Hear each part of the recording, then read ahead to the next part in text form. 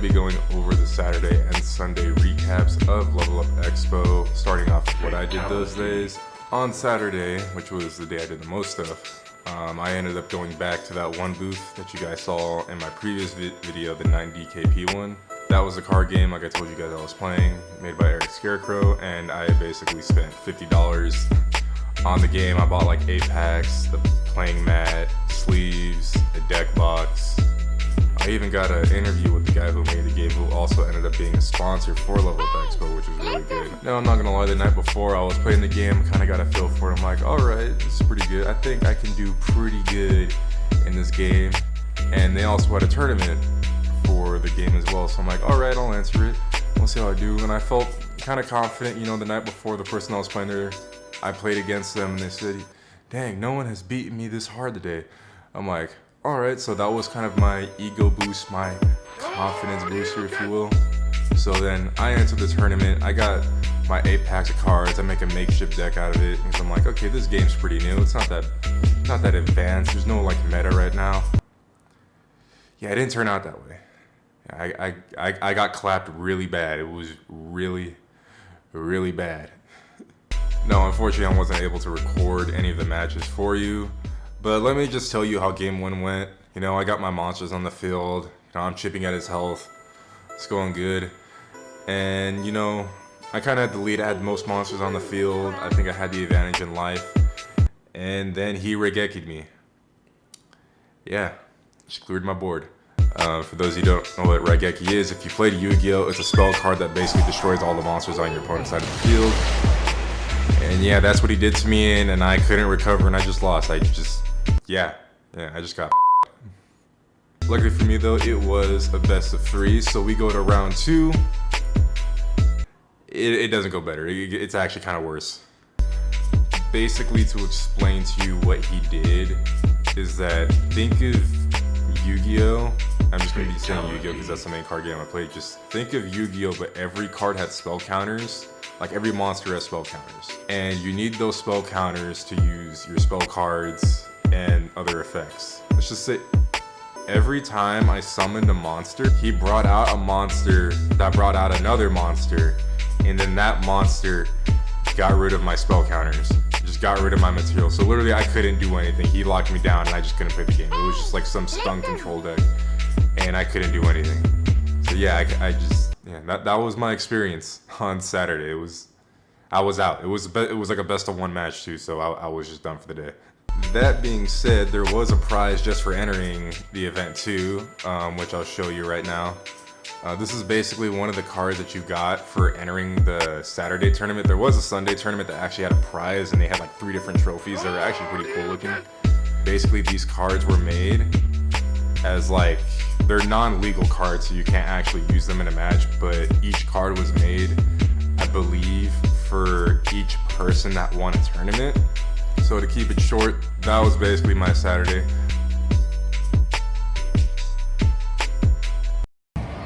Alright. Hi guys, my name's Jerry and I'm here with Eric Scarecrow of ESC Toy. Alright. So, are both of these booths yours? Yeah. Oh yeah? Yeah, 9DKP, ESC. Alright, cool. So mainly, I was messing around with your card game. I came here earlier because some friends they stopped by and they were playing, and then I got like hooked on your game like instantly. So I've already like bought stuff. But what kind of like inspired you to get into like, I guess not even just your card game, I guess just your art in general? Wow. I mean, to shorten it, I mean, I always wanted to be an artist. You know what I'm saying? So that was just like my nature. Yeah. Truth be told, I always wanted to be a comic book artist. Oh really? Yeah, but it just, life led me into other things, and I think the key to that was to be open to it.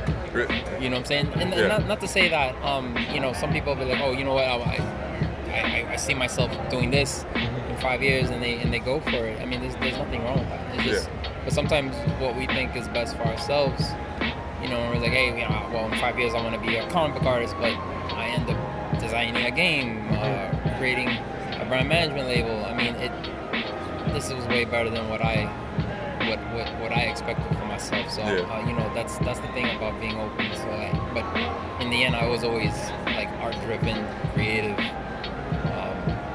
You know, to me, I feel like I'm still, you know, just an artist, like a creator. So that's, I guess that's the best way I could summarize it. Yeah. No, I feel like as hell. When I was a kid, I wanted to be like an animator. But then I learned graphic design when I was in high school. And it's just been like a very weird journey. So now it's like I'm trying to get into motion design and just like VFX stuff at this point. So it's just like I understand where it's just like you want to like do one thing and then it just like it just snakes. Yeah. Like it just, you know. But I think especially when you do like the journey to a creative path, it's very what's the nicest way I could say this? It's you could be alone a lot in your head. Yeah. And when you're comparing your work to other work that's out there, I mean, now you got AI. Yeah. You know what I'm saying? So it's like people, you know, and this is something that, you know, you gotta have that stamina to really be like, all right, you know what? I love this. I really want to do this, even when the money's not coming in. You know what I'm saying? So, I mean, it's just, as you know, I mean, you're a creative person too, so it's like you gotta have that stamina, and you're always second guessing yourself, and that's normal.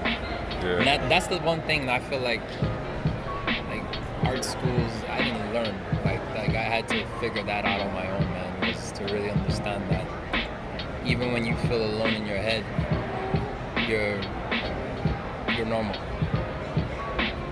So we're normal. Yeah. That is the realest thing I have heard. Oh, guys, a good conversation. I guess lighten it up though. But I guess what got you into making like going into TCG? It's like any like card games that like inspired you to do that? Oh yeah. TCGs. I always loved trading cards. I mean, this goes back for me in the 80s. Oh really?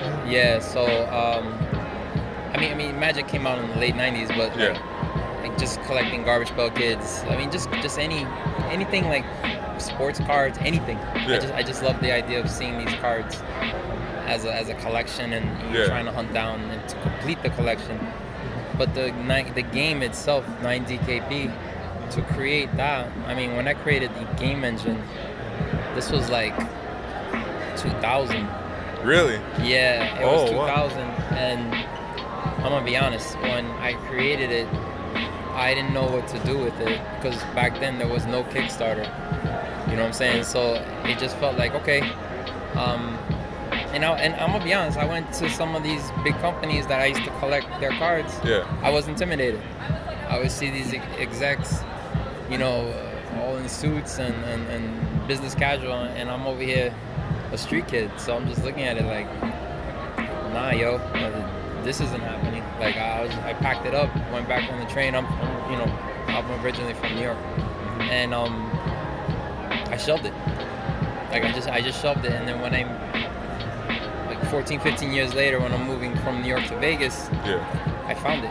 I found the prototype in a box, and I was looking at it going, like, damn, this still works. It just needs to be polished and rebranded and shorten it up. I would launch it on Kickstarter, it would get funded, and then we launched 9DKP Series 1, 2016. Alright. Bro, this is like, I just like talking to you because it's like really nice hearing like, it's like as like an artist myself, just kind of hearing like you're not alone, like you have like similar thoughts and like struggles that we kind of like all go through, like with doubts. Listen, any creative person, no matter what they do, they're writing laws, making recipes, DJs, anybody. We all go through this. We're human, and that's the thing about, you know, social media makes you think like we have, you know, there's like persona facade, and that's all part of the marketing.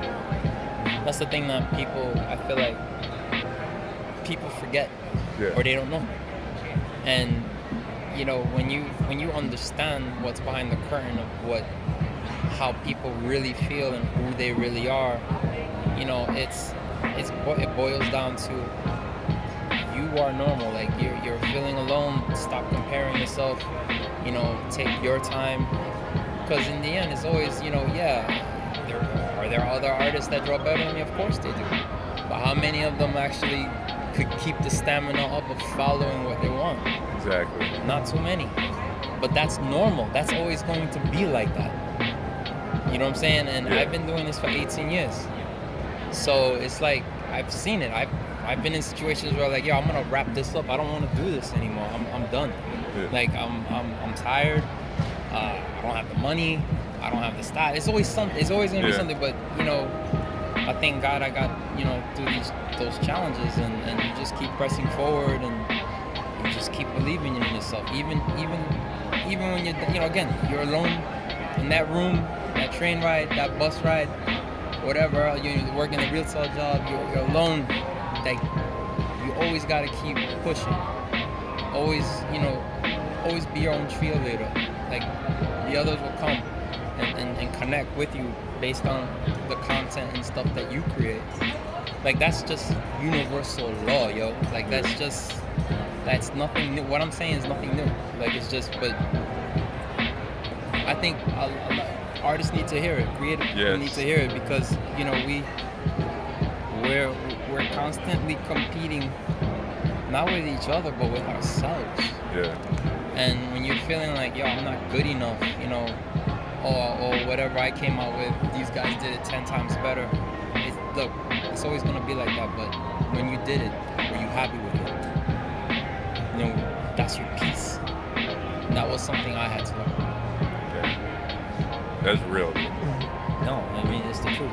I'm not gonna sugarcoat it, because it's what people need to see and hear, in this day and age. Because again, we're looking at everything in a flash. Like, whereas we're looking at people with all these likes that they're buying the retweets, they're buying comments, and they're miserable inside, yo. Like, not all of them are happy. I'm not gonna name some of the people I know, and they get burnt out, because it's like, they're trying to race with the content. And I mean, I get it. I mean, this is what you want to do. Yeah. Okay, understand that. It's not easy, but you're always gonna end up competing with yourself, because it's always like, okay, how, am I good enough? Yeah. And you gotta tell yourself, I am. I'm great. You know what I'm saying? Like, you gotta believe that, and that's gonna give you the stamina to continue. I needed to hear that too, Dan. Thank you. Thank you. All good. Yeah. So this is like, I guess, this is just stuff that you make as well. So, I mean, I know you said you make this stuff, but so like, you I guess like what is it exactly, or like what exactly do you make for these things? Okay, so for esctoy.com, so that's like the brand management art. Yeah. So it's a combination of, majority of it is like my art, and as well as art that I've done with other brands and companies. So, which is dope, because I get to own half the rights with those other companies. It's a combination of doing like the 3D printing, mass producing in China, and offering them in different like formats, from figures, prints, pins. This is some of it. I mean, 18 years, I've done over 5,000 releases. So it's like, you lose count, man. You know what I'm saying? So it's like, okay, but doing the 3D printing, I just started in July of last year. Oh, wow. So I'm not even a year in, and I've done hundreds of 3D prints, here in Vegas, which I'm proud of, because, we're developing here locally. Yeah. Oh, absolutely. Which is dope. So. Well, we're about to wrap this up, but where could everybody find you at? So you could definitely check out more of my work on esctoy.com, ericscarecrow.com, and my trading card game on 9dkp.com. All right. Well, just want to say thank you for doing what you do. It's been great talking, and also just thank you for keep pushing through, dude, because honestly, not everyone can do that. No problem. Thank you. It's nice meeting you, man. Likewise, bro.